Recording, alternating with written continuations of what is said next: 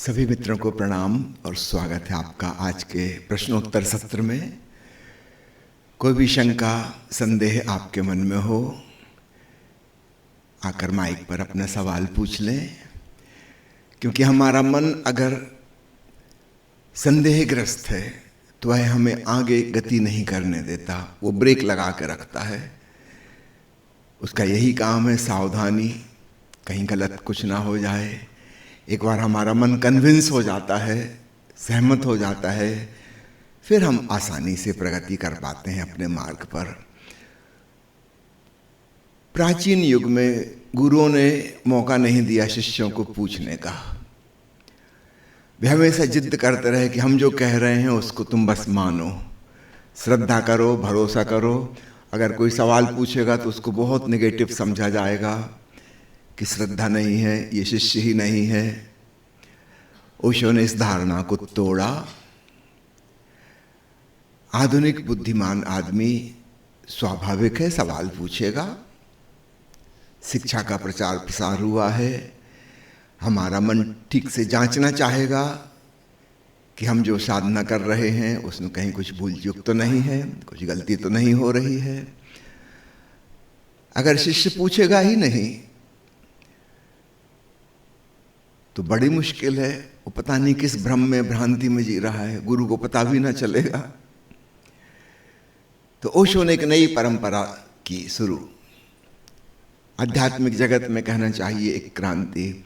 उन्होंने प्रेरणा दी कि सब जो भी आपके मन में है उसको पूछें। और इसका परिणाम ये हुआ कि ओशो जब समझाते हैं कोई चीज, हमारा मन उससे राजी हो जाता है, फिर हमारा मन उसको सपोर्ट करता है। मन का काम ऐसा समझना जैसे दरबान होता है ना, घर के बाहर बैठा हुआ, उसका काम है जब कोई आए तो उसको चयन करना है, किसको प्रवेश देना है, किसको नहीं करने देना है। हमारा मन भी चौकीदार की तरह है। जो भी विचार सूचनाएं हमें प्राप्त हो रहे हैं वो चेक करता है कि सही है कि गलत है। अगर वह राजी हो जाता है तो वह प्रवेश देता है भीतर, नहीं तो फिर प्रवेश नहीं करने देता। तो ओशो ने एक बड़ी अद्भुत चीज की। उन्होंने हजारों हजारों सवालों के जवाब दिए जो भी मनुष्य पूछ सकता है, और निश्चित रूप से बुद्धिमान लोग, प्रतिभाशाली लोग उनसे बहुत जुड़े। अतीत में ऐसा नहीं होता था। जो सर्वाधिक बुद्धू किस्म के हैं, नासमझ हैं, अंधविश्वासी, वे लोग गुरु से जुड़ते थे। और चूंकि उनकी आईक्यू लेवल ही कम है, साधना में उनकी प्रगति भी नहीं हो पाती थी। जब हाई आईक्यू वाले लोग जहां कहीं भी जाएंगे वहीं वे सफलता हासिल करेंगे।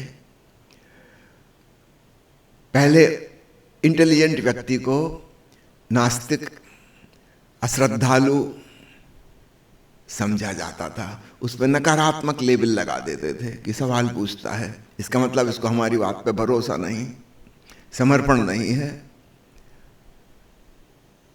ओशो ने इस परंपरा को तोड़ा और एक बिल्कुल नई श्रृंखला की शुरुआत की। तो मैं पुनः स्वागत करता हूं। आपके मन में जो भी सवाल हो निस्संकोच पूछिए। प्रणाम बाबा। यहाँ पे ध्यान में, मस्ती में, आनंद में मन बिल्कुल शिथिल है। घर में भी एकांत में, रूम में बिल्कुल आनंद है।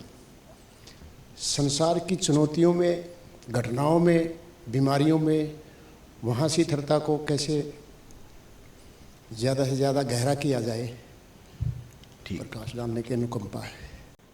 महत्वपूर्ण सवाल है। हर साधक को शायद इस स्थिति से गुजरना होगा कि जब आप आश्रम में आए अथवा अपने घर में, अपने ध्यान मंदिर में ध्यान कर रहे हैं, एकांत में हैं, आप शांत हैं, आनंद मगन हैं, सचेत हैं खूब, किंतु जब विपरीत परिस्थितियां आती हैं उस समय हम उस शांति को, आनंद को बरकरार नहीं रख पाते। तो सबसे पहले तो अपने सौभाग्य पर नाच कीजिए कि कम से कम एकांत में तो रस आने लगा। अकेले में तो आप प्रसन्न हैं, प्रफुल्लता है, ये भी बहुत है। दुनिया में 8 अरब लोग हैं जिनमें से 99.99% के जीवन में इतना भी संभव नहीं है। वो किसी साधना स्थल में जाके भी शांत नहीं हो पाते, अकेलेपन से डरते हैं, घबराते हैं, हमेशा दूसरे का संग साथ खोजते हैं। तो उनकी तुलना में आप बहुत सौभाग्यशाली हैं। पहले तो इस पॉजिटिव पॉइंट को समझिए, फिर दूसरी बात समझना भी आसान हो जाएगा। वो जो भीतर शांति और आनंद का एहसास हुआ है, अपने भीतर की शून्यता को पहचाना है, अब उसका स्मरण साध के रखिए। समझो एक आदमी आया और कुछ आपसे बहस कर रहा हो, उसने कुछ अपमानजनक शब्द कह दिए।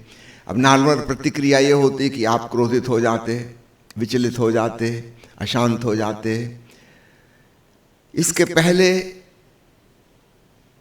कि क्रोध आपको टेक ओवर कर ले, आप अपने भीतर की शांति का स्मरण कीजिए, भीतर की शून्यता का, और आप हैरान होंगे स्मरण आते ही आप अपने भीतर स्थित हो गए और आप स्थित प्रज्ञ हो गए।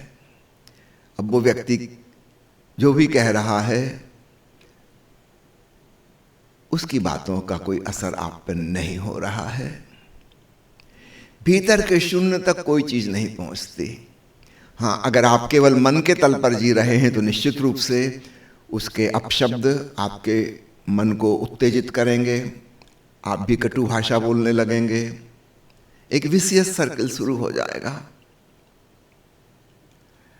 अगर हमें अपने भीतर के उस शांत तत्व की याद आ गई जो हमारी चेतना है, सिर्फ याद और कुछ नहीं, मात्र याद आने से आप पाएंगे आपकी सिचुएशन चेंज हो गई। आप मन के तल से हटके आत्मा के तल पर पहुंच गए, और जहां बाहर की परिस्थितियां प्रभाव नहीं डालती। वो व्यक्ति भी हैरान होगा, वो जो उम्मीद करना था आपसे, आप वैसा व्यवहार नहीं कर रहे। आपको खुद भी आश्चर्य लगेगा ये कैसे संभव हुआ। कोई रिएक्शन नहीं आएगा, हाँ रिस्पांस आएगा, लेकिन वो रिस्पांस बड़ा होशपूर्ण होगा। जो करने योग्य है, जो कहने योग्य है, वही आप कहेंगे। आपकी भाषा मृदु होगी, आपके कहने का अंदाज प्रेमपूर्ण होगा, क्योंकि अब ये क्रोध से जन्मे शब्द नहीं है। अगर कुछ आपको कहने जैसा नहीं लग रहा है तो हो सकता है आप उसको कुछ भी उत्तर ना दें, मुस्कुराएं और वहां से हट जाएं।